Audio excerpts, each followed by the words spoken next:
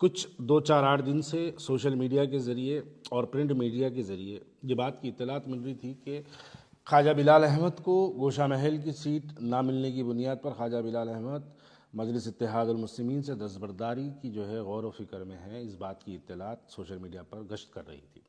मैं आज इसकी वजाहत करने के लिए आपके दरमियान में आया हूँ। मैं सबसे पहले गोशा महल की टिकट का दावेदार यकीनन था, और आज मैं जब मजलिस इत्तेहादुल मुस्लिमीन से दस्तबरदारी इख्तियार कर रहा हूँ तो उसकी सबसे बड़ी वजह यह है कि क्यों सदर मजलिस बैरिस्टर असदुद्दीन ओवैसी साहब क्यों नहीं गोशा महल से अपना उम्मीदवार खड़ा करते। अब इसके ऊपर ये एक ऐसी टॉपिक है जिसके ऊपर बहुत कुछ बोला जा सकता, बहुत कुछ सुना जा सकता, और हर एक की अपनी अपनी एक अलग अलग थॉट है। लेकिन मैं आज इस बात को यहाँ पर क्लियर कभी करना चाहता हूँ कि गोशा महल के अंदर, गोशा महल असेंबली कॉन्स्टिट्यूंसी के अंदर टोटल वहाँ पर मुसलमानों की तादाद 79,000 यानी करीब 80,000 की लिस्ट अक्टूबर के महीने में जारी की गई थी। अभी फाइनल लिस्ट इलेक्शन से 2-8 दिन पे 10 दिन पहले कुछ जो है आएगी, जिसके अंदर कुछ बढ़ेंगे या फिर कुछ कम होंगे। तो चलिए मान के चलते हैं कि 80,000 मुसलमानों की तादाद, हम इसको मान के चलते हैं 80,000 की तादाद वाला वो कॉन्स्टिट्यूंसी है।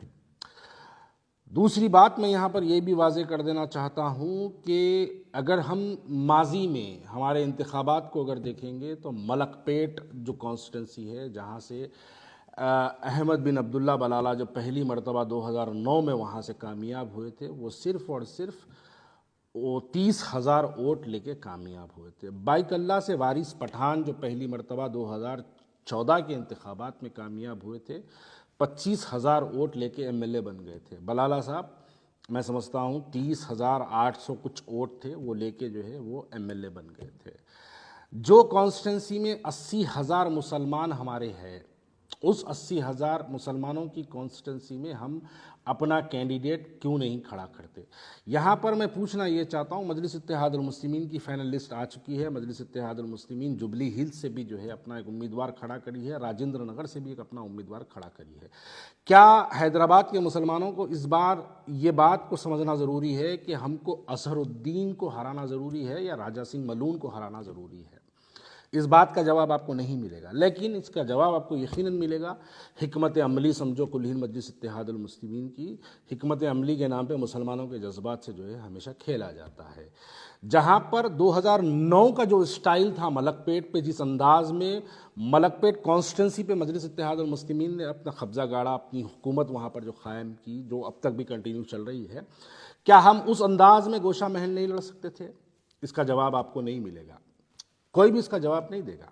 वो मलून दिन बर दिन सरकार की शान में गुस्ताखी करता है, हम मुसलमानों के दिलों को ठेस पहुंचाने वाले बयानात देता है, और मेरी जमात कुल हिंद मजलिस इत्तेहादुल मुस्लिमीन के पास ऐसा कोई प्लान, ऐसा कोई मंसूबा नहीं है कि उस मलून को हराया जाए।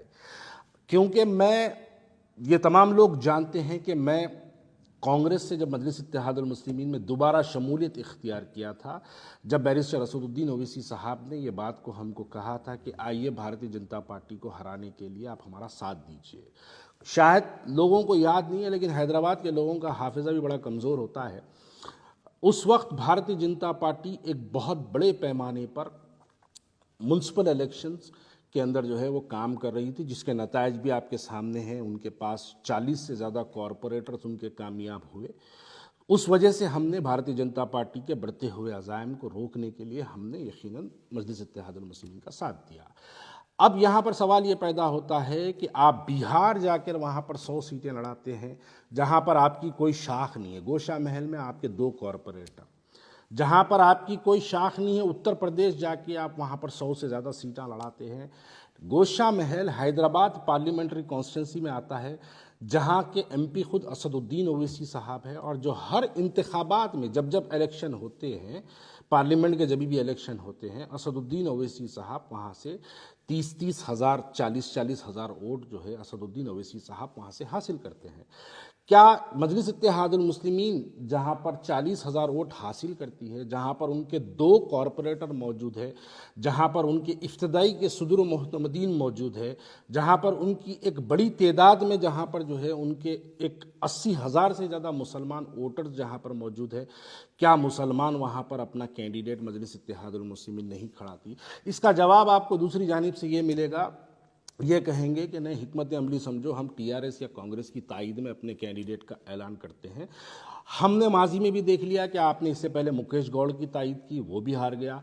इससे पहले आपने टीआरएस की तायद की, वो भी हार गया। इस मरतबा बीआरएस की तायद करेंगे, वो भी हारेगा। आपके पास कोई मंसूबा नहीं है। क्यों? ऐसी क्या बात है जो राजा सिंह को जो है आप इतनी शिद्दत से मोहब्बत करते हैं कि उसको आप बार बार कामयाब कराना चाहते हैं?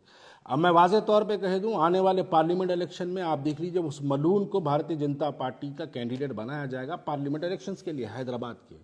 जैसे ही वो कैंडिडेट बनेगा, ये तमाम जितनी शिकायतें हैं आपके मेरे जैसे लोगों को, जितने भी लोगों को जो है नाराज़गियाँ हैं, ये तमाम नाराज़गियों को बुलाया जाएगा और फौरी इस मलून को ला के आपके सामने खड़ा कर दिया जाएगा। हैदराबाद के मुसलमान जज्बाती नारे लगाते हुए निकलेंगे अपने मकानों से, भारी अक्सरियत से मजलिस इत्तेहादुल मुस्लिमीन को कामयाब कर दी। इस वजह से मजलिस इत्तेहादुल मुस्लिमीन हमेशा एक ऐसे फ़िरका परस्त चेहरे को हैदराबाद के अंदर सियासी तौर पर ज़िंदा रखती है। आप अगर उसकी तारीख देखेंगे तो वो बदमबाल रेड्डी की शक्ल में कभी ज़िंदा रहा, कभी आले नरेंद्र की शक्ल में ज़िंदा रहा, कभी इस मलून की शक्ल में ज़िंदा रहा, कभी बंडारू दत्तात्रेय की शक्ल में ज़िंदा रहा, कभी किशन रेड्डी की शक्ल में जिंदा रहा।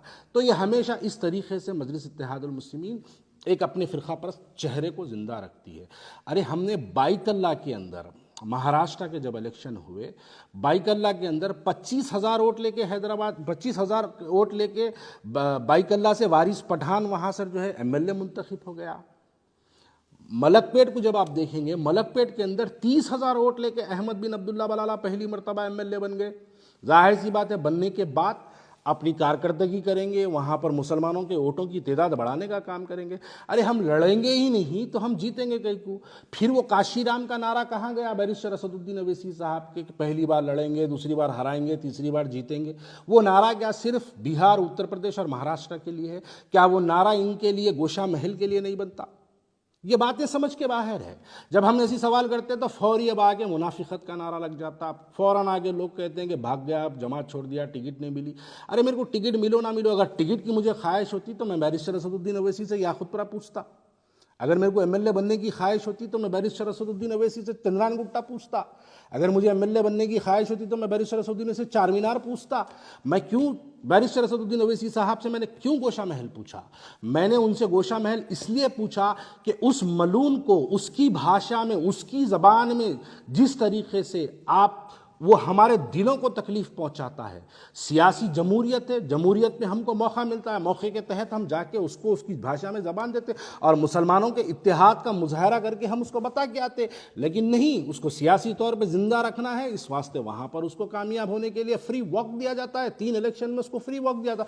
आप सवाल करिए बैरिस्टर असदुद्दीन अवैसी साहब के पास कि क्या मनसूबा है बैरिस्टर असदुद्दीन अवैसी साहब के पास राजा सिंह को जो है गोशा महल से रोकने के लिए? कोई जवाब नहीं मिलेगा आपको उसका। अरे ठीक है, आपको अगर ख्वाजा बिलाल का चेहरा पसंद नहीं है, आपको ख्वाजा बिलाल का अगर जो है ज़ुबान पसंद नहीं है, माजी में ख्वाजा बिलाल ने बहुत सारे मजलिस इत्तेहादुल मुस्लिमीन के खिलाफ बयानात दिए हैं, अगर इस बुनियाद पे ख्वाजा बिलाल आपको पसंद नहीं है तो आपके पास जो पसंदीदा चेहरे बहुत से हैं जिनके चेहरों को देख के आप मुस्कुराते हैं, उसमें से कोई एक चेहरे को लेके आके गोशा महल दे देना था। वो मुसलमान को खड़ा करना था वहाँ पर, आप मुसलमान को वहाँ पे खड़ा करके आप उसकी तायद करना था। बीआरएस के जो आपके जो ताल्लुकात है, उस ताल्लुकात की बुनियाद पे बीआरएस से आप एक अच्छे से हिंदू कैंडिडेट को लाना था और उसको बोलना था कि तुम मुस्लिम बस्तियों में इंटर मत हो, हिंदू बस्तियों में जाओ, काम करो, उनके वोटों को आप पोलराइज कराना था, जैसा आप करते हैं, जैसा आप फेरोज खान के लिए करते हैं, जैसा नामपल्ली के लिए आप करते हैं, जैसा मलकपेट के लिए आप करते हैं, जैसे याकूतपुरे के अंदर हिंदू वोटों को बाइफिकेट करने के लिए आप काम करते हैं, वैसे ही लेके जाके राजा सिंह के खिलाफ में आप टीआरएस से एक हिंदू कैंडिडेट को वहाँ पर डलाना था और केटीआर जो आपके मामू भांजे जो भी है, आप उनके जरिए उसको इंस्ट्रक्शंस पास करना था कि मुस्लिम बस्तियों में काम नहीं करना, मुसलमानों की 80% है, तुम जाओ हिंदू बस्तियों में काम करो।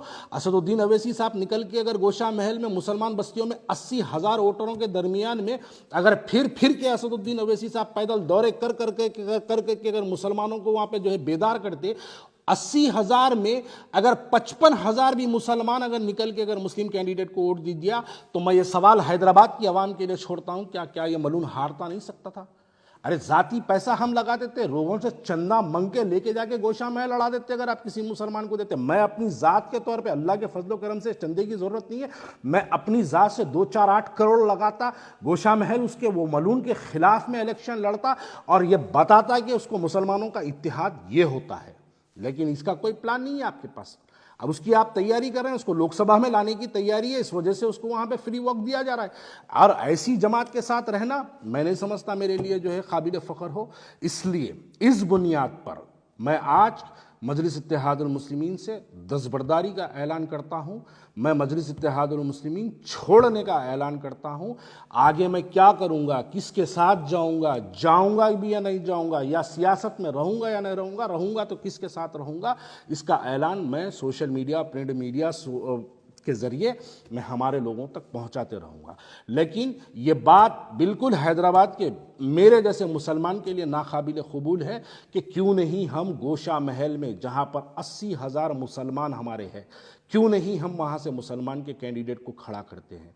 क्यों नहीं हम बीआरएस का इस्तेमाल करके, टीआरएस का इस्तेमाल करके हम क्यों नहीं वहां पर जो है हिंदू वोटों के अंदर जो है हम बाइफिकेट करने का काम करते और मुसलमानों में इत्तेहाद का नारा लगा के हम मुसलमानों को घरों से निकालते और इस मलून के खिलाफ मुसलमान एक तौर पर, मैं समझता हूं अगर हम मुसलमानों के अंदर अगर निकल के अगर जो है हम पैदल दौरे करते, उनके छोटे छोटे ग्रुप मिसिंग करते, तो घरों से चुमटियों की तरह मुसलमान निकल कर जो है पोलिंग के दिन अपने वोटों का मुजाहरा करते और ये मलून हारता। आप देखिए कोई पॉलिसी नहीं है मजलिस इत्तेहादुल मुस्लिमीन के पास। एक पॉलिसी बता दीजिए कि राजा सिंह को, मलून को हराने की एक पॉलिसी बता दीजिए।